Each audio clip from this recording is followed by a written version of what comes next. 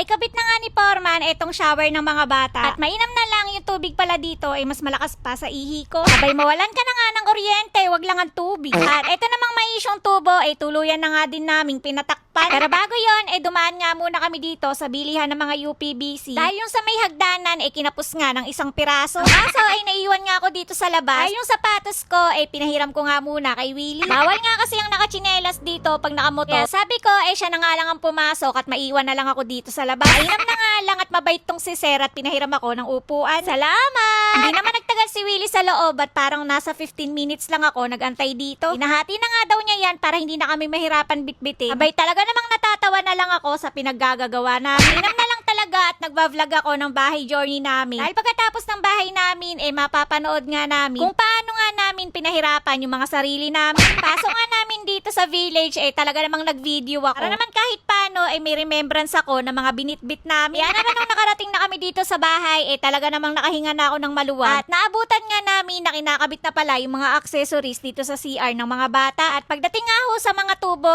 si Foreman nga ho yung gumagawa. Kaya pati itong pagkakabit ng mga accessories siya na nga din ang nagkabit. At mainam na nga lang dahil hindi na nga namin kailangan ng pump ng tubig dito sa bahay. Ay yung supply nga ng tubig dito malakas. Pero kung sakali namang magkakaroon ng problema meron naman kaming nakaabang na tubo para naman sa tangke. Worst case lang naman yon pero parang hindi naman kailangan. Ito nga ho yung una naming tinanong kung malakas ba yung tubig dito bago kami nagpagawa ng bahay. Napakahirap nga ho kasi pag nawawalan ng tubig. Kaya nung naghahanap pa nga lang kami ng lupa talaga namang tinatanong ko na kung malakas ba ang tubig. Uhaw yarn! Dito naman sa hallway ng maliit na gate talaga namang kinarer na yung pagliliha. Kaso may naiipon pa nga tubig kaya pinaulit namin yung pagliliha. At yung mga ibabaw naman ng mga biga dapat hindi na namin ipapapalitada. Ang kaso pag nalagyan nga daw ng flat sheet yan magbabako-bako. At akala nga namin pwede na yun. Ay hindi nga pumayag si Foreman at yan nga pinapalitadahan niya. Kaya sumaglit nga muna kami ulit para tumingin ng fluted panel. At yung CR nga kasi sa baba parang gusto ko nga lagyan ng accent wood. Puro puti nga lang kasi yung CR namin sa baba at wala man lang ka-design-design. Kaya naman nagwagi na naman nga ako at etong at binili na ni Willie. Kaso